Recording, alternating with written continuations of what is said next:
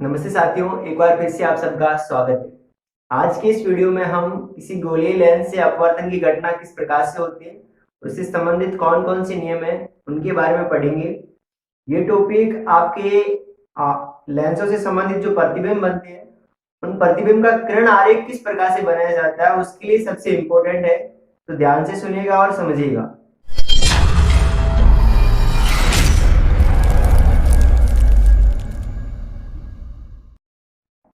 Board की तरफ ध्यान दीजिएगा। हेडिंग है कि गोलीय लेंस से अपवर्तन की घटना किस प्रकार से होती है। तो इसके मेनली 3 नियम हैं और वो 3 नियम कौन कौन से उनके बारे में अपन पढ़ेंगे। आपके सामने 6 डायग्राम बने हुए हैं। ऊपर 3 उत्तल लेंस है, नीचे 3 अवतल लेंस है, ठीक है ना। इन तीनों में अलग अलग प्रकार से नियम लगेंगे। नियम सेम है। देखो कौन कौन से नियम है। सबसे पहला नियम, अगर किसी उत्तल लेंस में, ठीक है ना, आपके सामने पहले उत्तल लेंस बना हुआ है।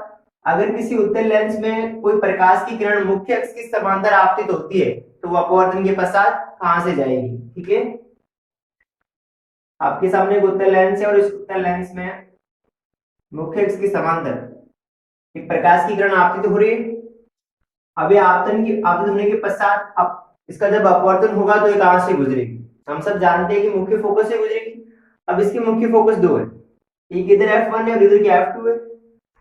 मैंने जब आपको ये दर्पण पढ़ाए थे उस वक्त बताया था कि जो उत्तल लेंस होता है उससे अभिसारी लेंस कहा जाता है, क्योंकि ये प्रकाश की किरणों को क्या करता है, अभिकेंद्रित करता है।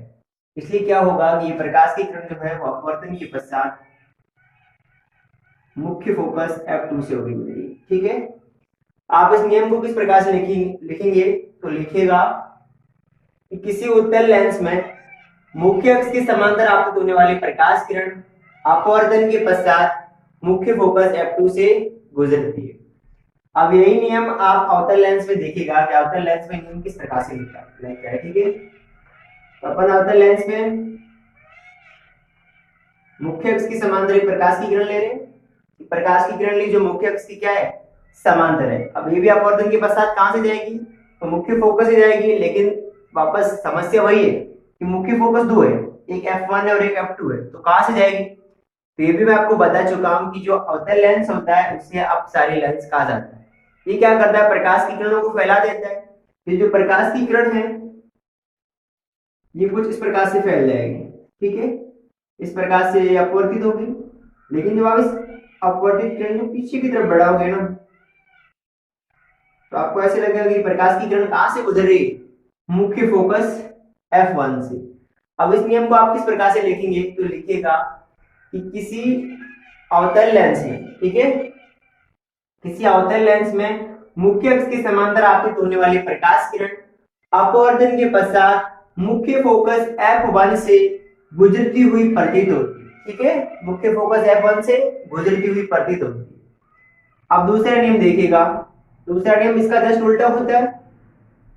यानी आपको इस बार क्या करना है कि प्रकाश की किरण को कहां से गुजारना है, मुख्य फोकस से। तो देखिएगा मैं पहले कर रहा हूं आपके सामने जो मुख्य फोकस F1 है, इस मुख्य फोकस F1 पर मैं प्रकाश की किरण को कुछ इस प्रकार से आपतित कर रहा हूं। ये प्रकाश की किरण अपवर्तन के पश्चात कहां से जाएगी, तो हम सब जानते हैं कि मुख्य फोकस पर आपतित होने वाले प्रकाश की किरण अपवर्तन के पश्चात मुख्य अक्ष के समांतर होती है। जिस प्रकार से अपवर्तन में होती है तो सॉरी जिस प्रकार से परावर्तन में होती है ना, उसी प्रकार से अपवर्तन में भी होगा। अब इस नियम को आप किस प्रकार से लिखेंगे तो लिखिएगा कि किसी उत्तल लेंस में मुख्य फोकस F1 पर, मुख्य फोकस F1 पर आपतित होने वाली प्रकाश किरण अपवर्तन के पश्चात मुख्य अक्ष के समांतर हो जाती है। अब इसी नियम को आप कौन से दर्पण में, कौन से लेंस में लागू करना है, तो अवतल लेंस में। आप देखिएगा अब इसमें अपन क्या करेंगे, प्रकाश की किरण को हमें क्या करना है, रियली में नहीं गुजारना है, गुजारती हुई प्रतीत होता है, कुछ इस प्रकार से करना है। तो हम क्या करेंगे, प्रकाश की किरण को F1 पे ना डाल के F2 पे डालेंगे। अब F2 पे अपन सीधा तो नहीं डाल सकते, तो अपने को प्रकाश की किरण लेनी है जो आप में ऐसा लगना चाहिए कि वो मुख्य फोकस F1 पर क्या हो रही है, आपतित हो रही है। देखिएगा इस नियम को ध्यान से सुनिएगा।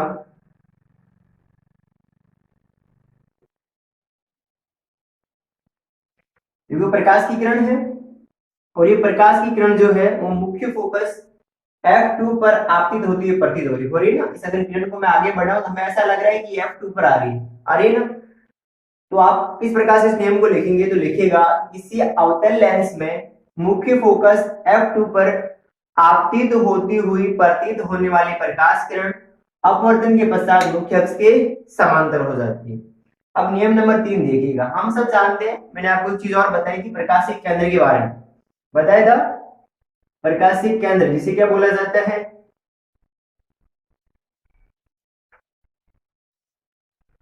ऑप्टिकल सेंटर बोला जाता है ना, इंग्लिश में से ओ से लिखा जाता है। तो देखो प्रकाशिक केंद्र, तीसरा नियम जो वहीं से लगेगा, कहां से, प्रकाशिक केंद्र से, इसे ओ से दर्शाया जाता है। और ये आपके कहां होता है, तो लेंस के एकदम सेंटर पॉइंट में, कहां होता है, लेंस के एकदम सेंटर पॉइंट में होता है। अब देखिएगा अपन प्रकाश की किरण अगर प्रकाशिक केंद्र पे आपतित करते हैं कोई प्रकाश की किरण, तो वो किरण अपवर्तन के पश्चात कहां से जाएगी, तो किरण अपवर्तन के पश्चात कहां से जाएगी। तो ये नियम दोनों दर्पणों में कॉमन है, ठीक है ना। यानी किसी भी गोलीय लेंस में अगर कोई प्रकाश की किरण प्रकाशिक केंद्र पे आपतित होती है तो बिना किसी विचलन के सीधे अपवर्तित हो जाती है, ठीक है ना। उसमें किसी प्रकार का विचलन नहीं होगा और प्रकाश की किरण जो सीधी गुजर जाएगी। अवतल लेंस में भी, सॉरी उत्तल, इस प्रकार से उत्तल लेंस में घटना होती है, उसी प्रकार से अवतल लेंस में भी कुछ सेम तरीके से होती है।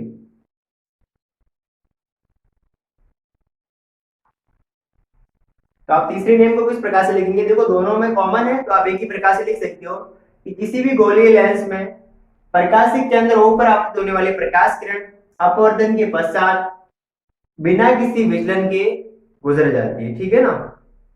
तो नियमों को एक बार मैं वापस रिपीट कर रहा हूं, ध्यान से सुनिएगा। नियम नंबर 1, देखो हेडिंग क्या है, गोलीय लेंस से अपवर्तन।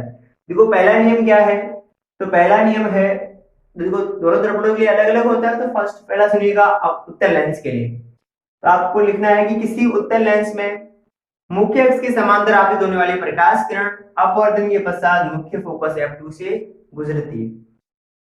अब अवतल लेंस में क्या हो रहा है, तो अवतल लेंस में मुख्य अक्ष के समांतर आपतित होने वाली प्रकाश किरण अपवर्तन के पश्चात मुख्य फोकस F1 से गुजरती हुई प्रतीत होती है, ठीक है ना। देखो इसमें F2 से गुजरेगी, इसमें उत्तल लेंस में जो है F2 से गुजरती है और अवतल लेंस में F1 से गुजरती है। इसीलिए F2 को उत्तल लेंस का मुख्य फोकस और F1 को अवतल लेंस का मुख्य फोकस कहा जाता है, ठीक है ना।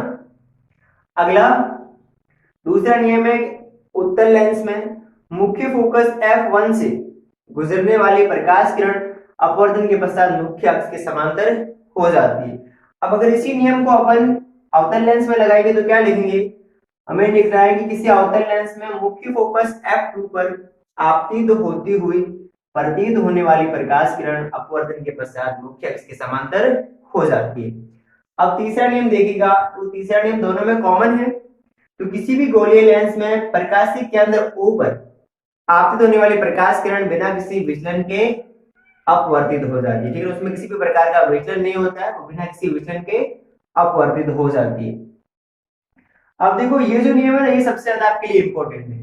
यहाँ हमें क्या पता चल रहा है कि जो आपके उत्तल लेंस है उसके लिए अपन F2 को मानते हैं, इसलिए उत्तल लेंस के लिए जो फोकस दूरी ली जाती है वो कौन सी ली जाती है, F2, और अवतल लेंस के लिए जो फोकस दूरी ली जाती है वो F1।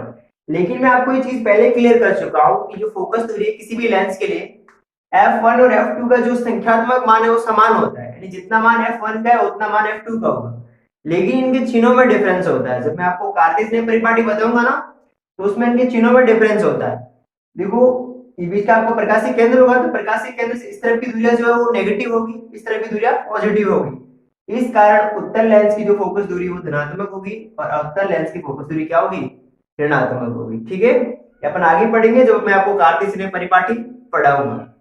मैं आपको कंफ्यूज नहीं होना, जैसे दर्पण में था ना, दर्पण में जिस दर्पण के लिए दूरी नेगेटिव थी तो उसी लेंस के लिए दूरी नेगेटिव होगी, जिस लेंस की दूरी पॉजिटिव थी तो उसी लेंस की दूरी भी पॉजिटिव होगी, ठीक है ना। दोनों दर्पणों और दोनों लेंसों में जो दूरियां हैं वो अपने अपने हिसाब से पॉजिटिव और नेगेटिव होती है। तो आशा करते हैं आपको ये गोलीय लेंस या अपवर्तन का टॉपिक पूरा समझ में आया होगा। अगर समझ में आया तो प्लीज लाइक शेयर और सब्सक्राइब कीजिए। मिलते हैं अगली वीडियो में, तब तक के लिए धन्यवाद, जय हिंद।